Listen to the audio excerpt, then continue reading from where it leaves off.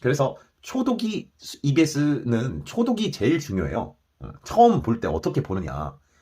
자, 수특을 아직 안 봤는데 나 이미 늦은 거 아닌가? 친구들은 다 봤는데 하는 친구들, 그런 친구들은요, 이 영상 보고 나서 그대로 하면 그래도 그 친구들 이외독하는 거 혹은 그 이상의 효과를 누릴 수 있을 거라고 생각합니다.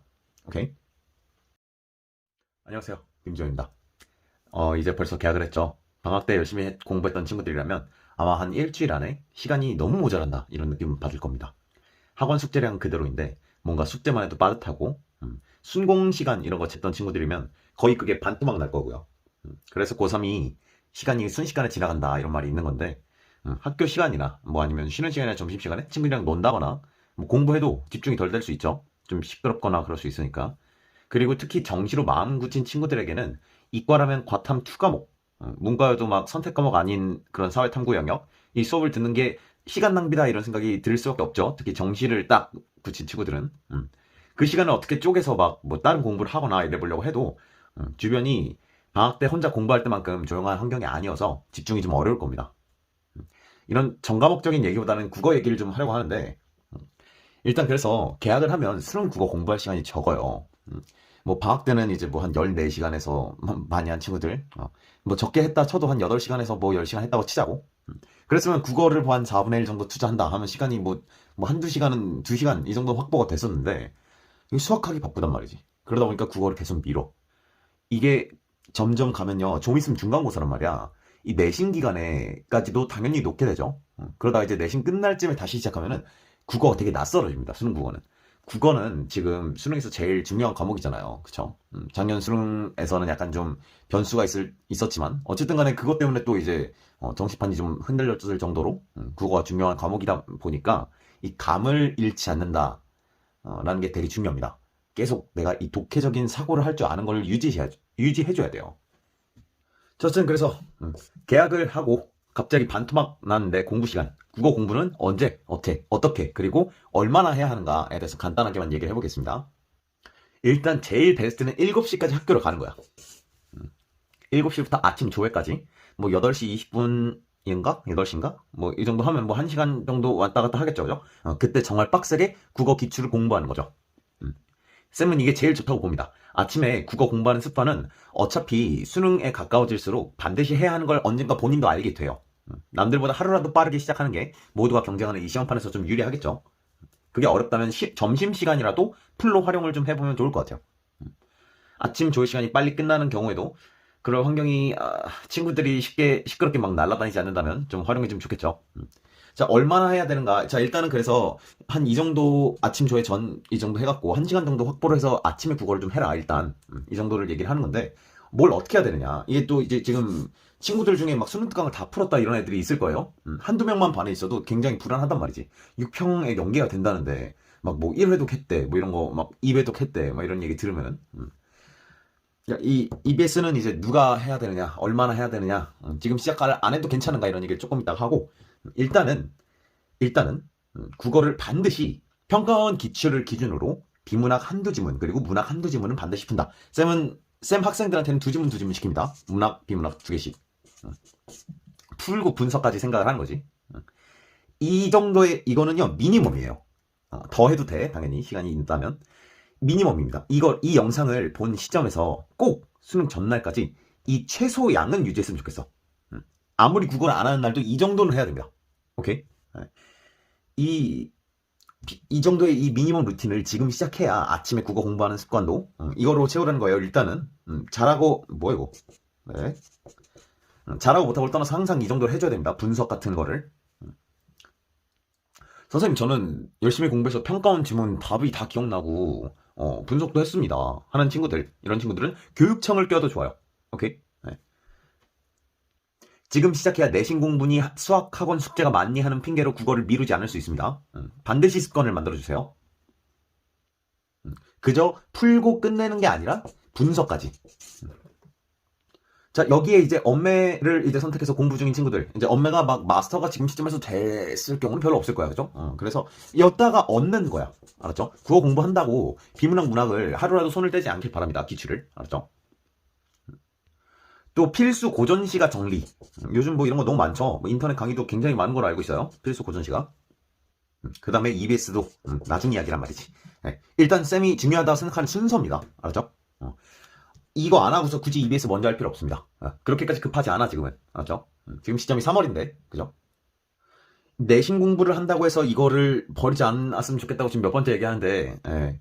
쌤도 내신을 막 던진 정도는 아니었고 좀 선택적으로 공부를 했어요. 그래서 막 성적표를 한번 봤었는데 1부터 9까지 아마 다 한 번씩은 있었던 것 같아. 예, 막 다양한데 대충 평균 3, 4 정도 됐던 것 같아요.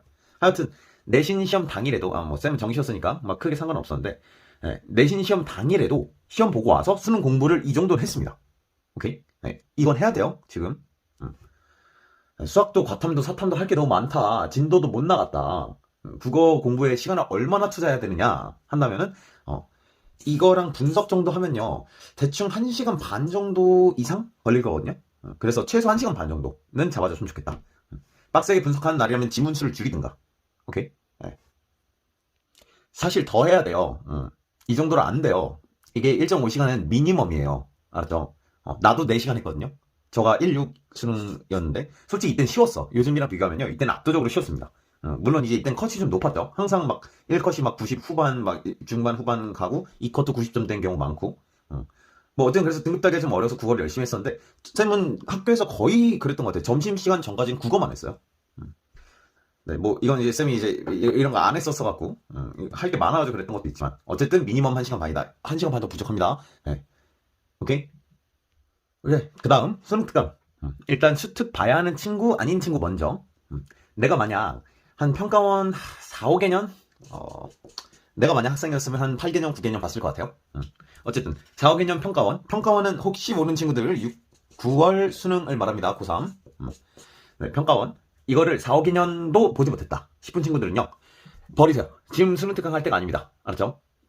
마음, 이 친구들이 다 하니까 나도 해야 될 것 같은 느낌이 드는 거 알겠는데, 이게 훨씬 중요해. 이게 실력적인 거를 기반으로 다지는 공부기 때문에, 오케이? 네, 이거를 먼저 하고 나서 나중에 시작해도 괜찮아요. 알았죠?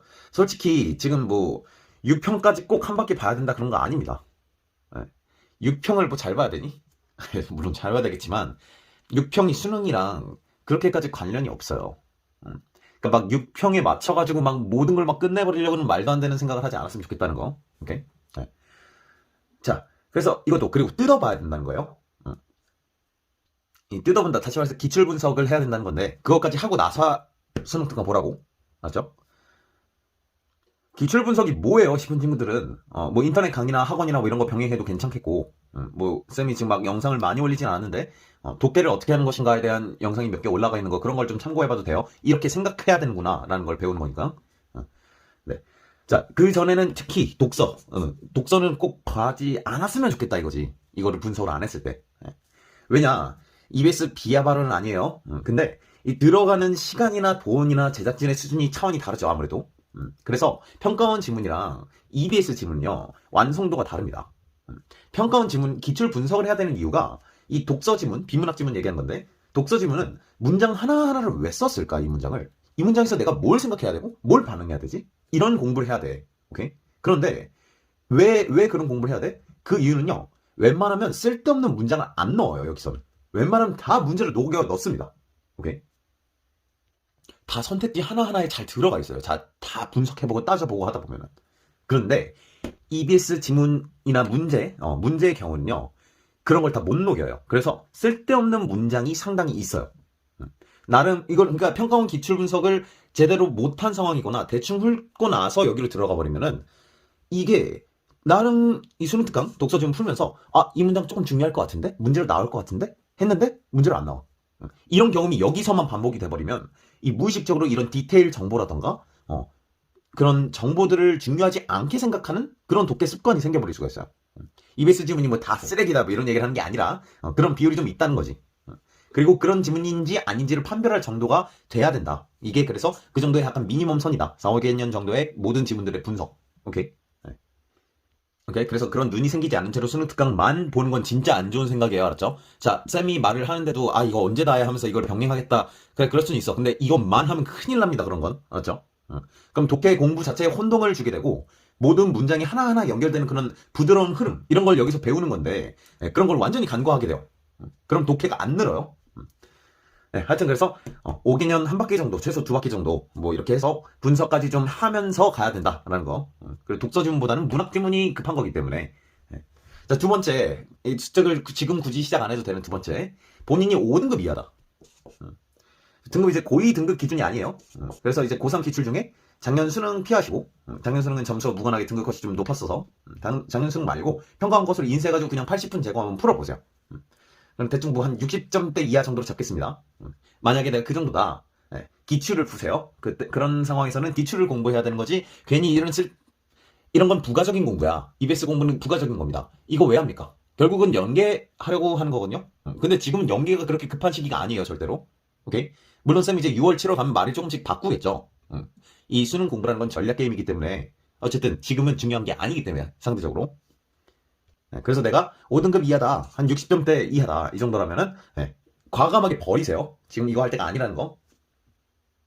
선생님 저는 이거 1회독을 했는데도 5등급이 나왔습니다 라고 하는 친구들은요, 그냥 풀고 채점하고 해설 대충 읽어보고 버린 겁니다. 그건 기출 분석이 아니에요. 오케이? 네. 아까 말했듯이 뭐 쌤이 올린 영상들도 요즘 뭐 워낙 공부하기가 편해서 뭐 자료도 많고 동영상 강의 뭐 너무 많잖아요, 그렇죠? 그런 거 참조해 주시기 바랍니다. 그리고 쌤이 아마 이 채널에 예전에 유료 강의로 제작을 했었던 영상을 무료로 공개를 하려고 해요. 이걸 좀 어떤 식으로 업로드를 해야 될지 좀 고민 중인데, 하여튼 그것도 좀 참고를 해서 구독해 놓으시고 그냥 계속 올라올 거거든요. 아마 일주일에 한 3개, 4개씩 올릴 것 같은데, 그걸 해가지고 그걸 조금 이 생각한 방식을 좀 배우면서 가도 괜찮을 것 같아요. 와, 나 방금 구독하라 그랬니? 자, 그 다음에 이제 EBS에 대해서 세 번째로 얘기하고 싶은 거, 학교 내신에서 EBS 문학이나 독서를 주교재로 사용하는 경우가 많을 거예요. 그 시간에 딴짓하지 마세요. 그날 그 지문은 수능 날까지 기억날 정도로다가 끝내버린다 이런 생각을 해주고 같이 공부를 하세요. 알았죠? 쌤이 이렇게 얘기하면 뭐 학교 수업이 지루하니 뭐 수학 숙제를 해야 되니 뭐 이런 이상한 얘기 하는데, 어차피 수업 시간에 다른 과목 공부하는 건 효율이 안 좋습니다. 알죠? 고2 때 해봤잖아. 진도 범위를 미리 알고 있다면 미리 풀어보고 가서 수업 들으면서 복습으로 정리한다고 생각하는 게 제일 베스트고, 오케이? 아니라면 쌤한테 물어봐요. 가서 예습한다고. 다음 시간에 무슨 지문 하느냐. 그죠? 보통은 숙제를 먼저 풀어라고 하겠지. 꼭 먼저 하고 나서 거기서 끝내버리라는 거예요. 기왕 학교 수업 듣는 거. 알았죠? 쌤도 막 성실한 공교 미수자가 아니었기 때문에 과목 좀 골라서 듣고 막 아닌 과목은 막 좀 혼자 막 수학 기출 풀기도 하고 조퇴하고 독서실 가 그랬는데, 특히 학교 국어 시간에 EBS 문학을 다룬다. 지금 보는 지문은 수능에 그대로 연계가 될지도 몰라 라는 믿음을 가지고 공부를 해주면 좋겠습니다. 오케이? 어차피 봐야 돼. 이거 어차피 지금 안 보고 괜히 그 시간에 딴짓하면요, 6월, 9월 점점 다가갈수록 후회할 겁니다. 차라리 그냥 그때 볼 거라고. 괜히 나중에 나만 따로 수능 전에 EBS 따로 보면서 후회하지 않기 바랍니다. 오케이? 네.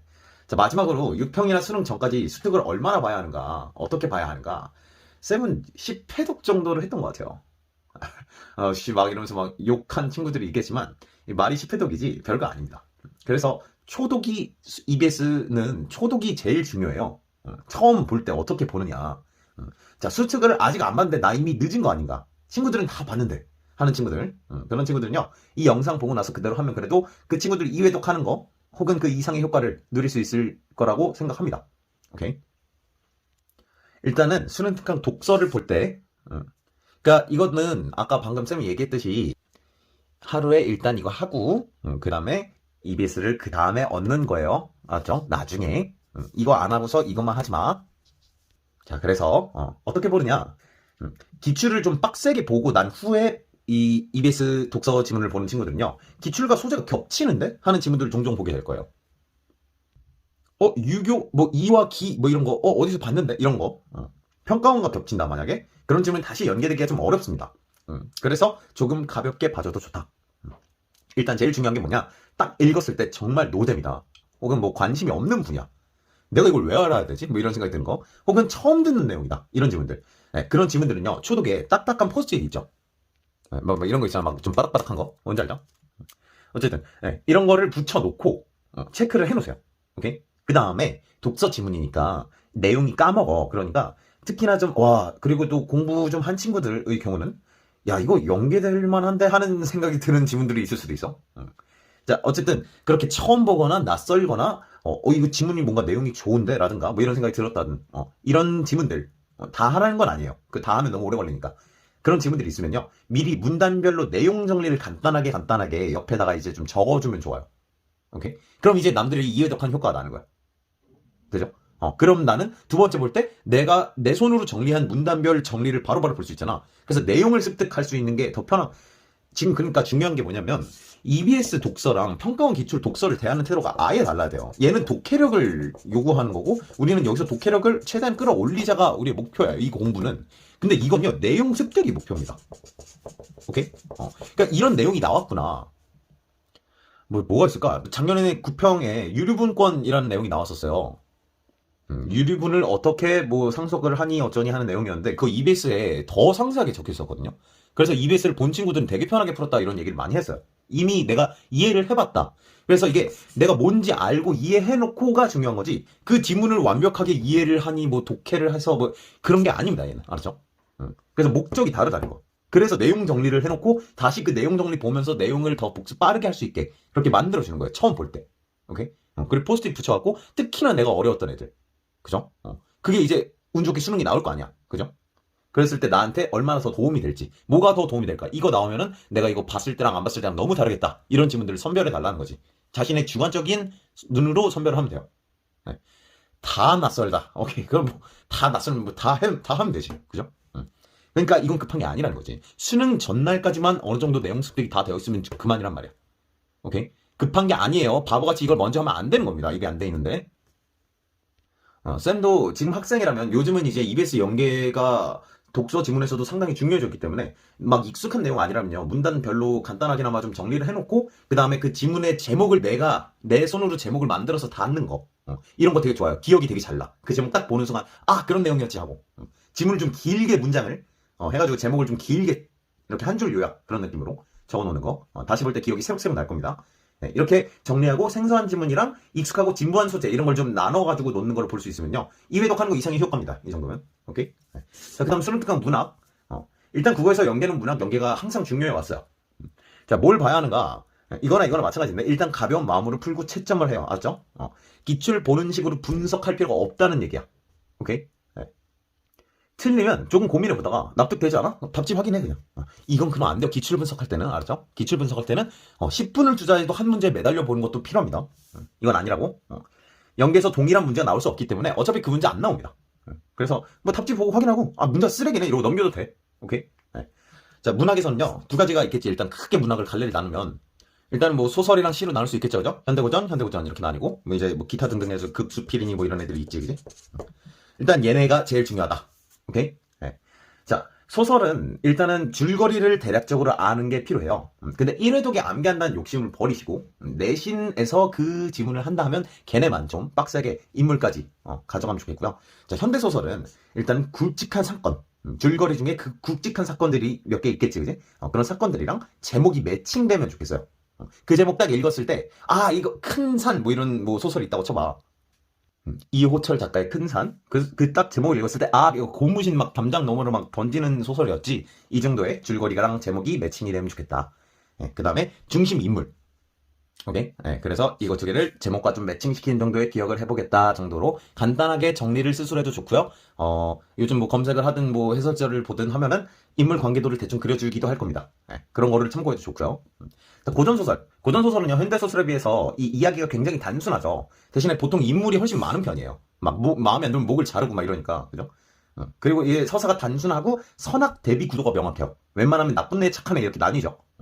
마찬가지로 이게 사람이 너무 많기 때문에 다 가져갈 수는 없고 인물들을 이 주인공 그 다음에 주인공이랑 그 주변에 있는 그 인물 관계 그리고 가족 관계 이 정도 그 다음에 악인 나쁜 애들 그걸 마이너스하는 마이너스 인물들 얘네들 좀 따로 메모를 해놓고 넘어가면 됩니다. 오케이?